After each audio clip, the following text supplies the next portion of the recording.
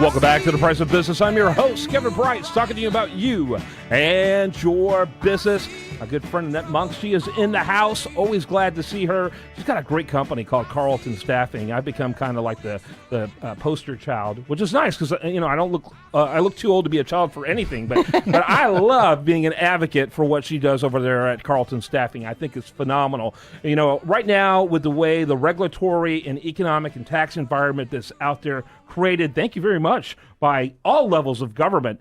People need to be able to focus on their core business and not one of the most vulnerable areas, which is in the staffing space. Staffing is correct. So vulnerable. And so, and government is so hostile towards it. And so I don't understand how every business, I don't care how big, isn't using a company like yours. And so thank you for making it possible for businesses to still pursue the American dream.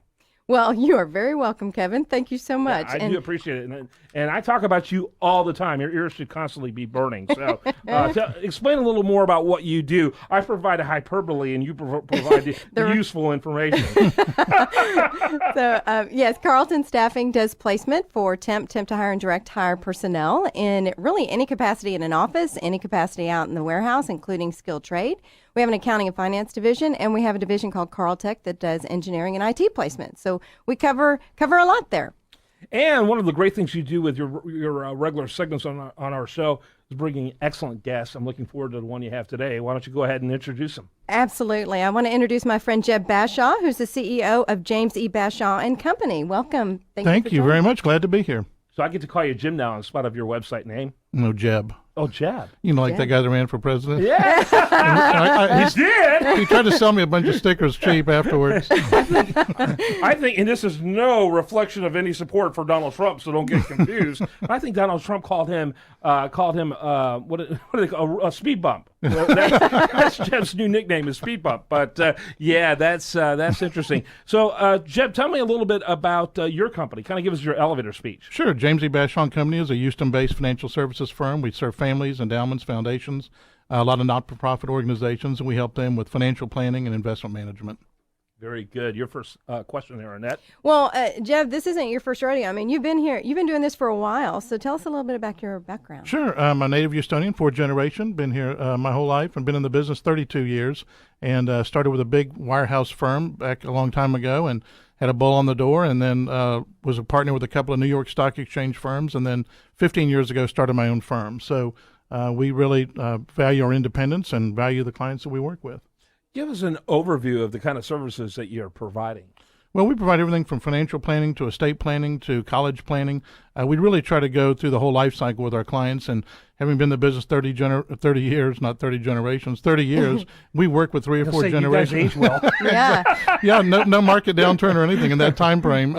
So we try to work with intergenerational. So, we work with the grandparents, the parents, and the young families, emerging families, as we call them, that are trying to put some money away and plan for their retirement. I don't think anybody in this day and age thinks Social Security is going to be around in its present form for a long time. So we really try to help folks go through that life cycle. Yeah, I don't think most Americans realize that when Social Security was established, it was given a time frame to go into effect that was roughly 2 or 3 years after most Americans died. That's true. I mean, statistically, right. it was more peace of mind than it was actual income, is what it was designed to be. Absolutely. The life expectancy at that time was 65, and benefits started at 66, so that made it pretty simple. Yeah, you normally didn't get it. And so, and now it just doesn't make sense economically. In fact, the demographics surrounding Social Security are absolutely horrific. The math is never going to work anymore. Back in those days, you had 5 or 6 people working for every one retiree, and now it's really about 2 to 1. So things are definitely going to get tough if we don't change some of the regulations in the next 5 to 10 years. Yeah.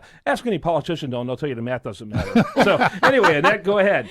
Well, Jeb, what would you say differentiates your company with others? Absolutely. It's going to be our independence, because we're not part of a big New York firm. We really work with each family individually. So we don't have a one-size-fits-all, as you and I have discussed in the past. We grew up here in Houston. So when you went to Astro World, and there was that little man outside that said, if you're not this tall, you can't ride the ride. Well, we don't have that little man out there. We don't have a minimum account size. We just work with each family individually and try to answer the financial needs that they need looking for the future. Yeah. James, again, mention your website. Sure, jamesebashaw.com. And we are affiliated with Fidelity, which is a great partner of ours, and many people are familiar with them from their 401k. But it's jamesebashaw.com and right in the gallery area. Very good. Annette? We talked about a couple of investment themes that you've been looking into, and I love the two that you talked to me about yesterday. So you want to share a little bit about that? While we do a pretty broad-based investment platform, oftentimes we'll be thematic. And so one of the themes we're seeing is with the aging of America, people are downsizing. So the one thing that we're really excited about is a REIT, which invests solely in storage. So if any of you have ever had to move your parents out of a house, you know that they live in a 4,000 square foot house and the millennials live in a 1,500 square foot apartment. Back to the math, that's not going to work. So we think storage is a great place to be. And then the other one we think is parking. You know, there's 300 million cars on the road, and I think there's about 50 million parking spots. So that's not going to work out either. And so one of the companies that we do business with invests solely in parking lots. So it's both of those are fantastic businesses that we think fit the demographics going forward in the next 5 to 10 years. Yeah, absolutely. I think it's fantastic. So talk a little bit about, there's so much going on in terms of wealth transfer right now. And the largest demographic out there are the baby boomers. And so you're looking at massive wealth transfer. Has this created changes in the way you do your game or how you market? Talk a little bit about that. Absolutely. One of the things that we really focus on is income. So most of our clients are getting to that point where they're starting to look at drawing down as opposed to putting money away. And so the most important thing is the order in which you take that money down, because there's tax consequences and there's investment consequences. So while we think it's always, we have a personal goal of paying $1 million a year in taxes, that means you're making $2 or $3 million. You still have to be very, very careful about that as you take the money out of your IRA and your 401k going forward. So the main thing that we try to do is have investments that create current income that pay on a monthly basis so that the clients and our friends always know they have money coming in every month. Yeah. Very good. Annette? So the millennials I speak to today are intimidated by going to see anyone to help them with their financial planning. They feel like they have to be a millionaire before they even get started. And what would you say to that? Well, I think, the best time to plant a tree was 20 years ago, and the second best time is today. They have to start early, and whether or not they do it on a self-directed basis or with an advisor, the most important thing is to get busy and get doing it. But we don't have a minimum, so we're happy to talk to anybody as they're looking at life planning.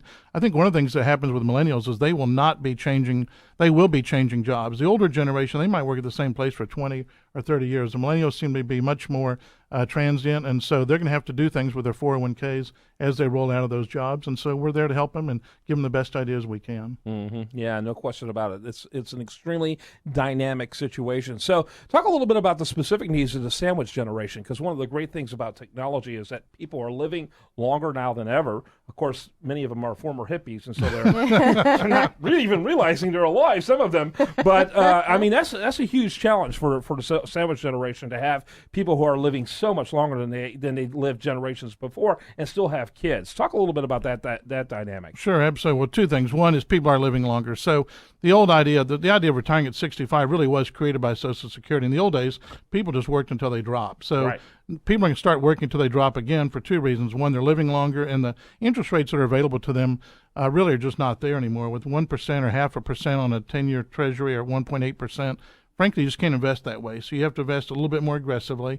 And then because of the sandwich generation, a lot of these folks have their families coming back in to live with them. So part of the reason that they keep working is to stay out of the house while your kids and grandkids are running around the house. So I think that we are seeing a sea change in the way that is, and we'll see how it pans out. But those that are prepared and have a plan, I think will do better than those that just kind of wait for it to come to them. Yeah, my wife and I, we have just two left in the house, and so we're like strategizing how far away we can move and make sure it's really difficult for others to come find us. So we're like, but anyway, love our kids, but we don't want them back in the house once they leave. It's like, no, you're not really welcome back. And so talk a little bit, just a visit, but other than that. So Annette, we got about a minute left, so why don't you wrap it up for us? Also, make sure you get Carlton Staffing's website in there. CarltonStaffing.com. Oh, man, that was easy. Yep. And Jeb, you all do a lot for the community, and you do a lot for your clients and potential clients, and you have events that you host as well. Do you have anything coming up that you'd like to talk about? Well, we have a couple of events. We try to do one every quarter to bring in our friends and clients, and generally they're not about financials. And so in this instance, we'll be bringing out one of the authors that we work with is a guy named Dinesh D'Souza, and we'll be bringing his movie to Houston. Really? Yeah, he'll be here. Dinesh is an old friend. Oh, really? Way old friend. He may not even remember me. Great. No, He's that good a friend. He does not forget a name. He's a great guy, and he'll be here August 8th. We're going to do, I think it's August 7th. It's a Sunday. We're going to bring out his new movie called Hillary Hillary's America. And Yeah. as he jokingly says, if I got 8 months for Obama's America, I'll probably get life for Hillary's America. Oh, yeah. Well, someone's got to serve her sentence. Okay, sorry for that. But anyway, all my listeners know I have that sentiment. But anyway, great stuff. Do you have 2 events? Did you mention the other one? No, that, and then we've got a fishing event that's going to be coming up in August as well. We bring a fisherman from South Texas to talk about fishing in the Rockport and Middle area. So, again, we don't always just talk about investments. We try to be part of the fabric of our clients' lives, and we think a good way to do that is to talk about things that they're interested in. Well, that's a great way to tell people how to spend their investments. Exactly. So I like that. Why make all this money if you're not going to enjoy it? Absolutely. So that's good. Thanks for being with us. Delighted. Thank you so much for having me. Wonderful Thank as you. always. Thanks so much. All right, when we come back, we're going to have much more for you. Do want to remind you the show continues 24/7 at priceofbusiness.com. While there, like it on Facebook, follow it on Twitter.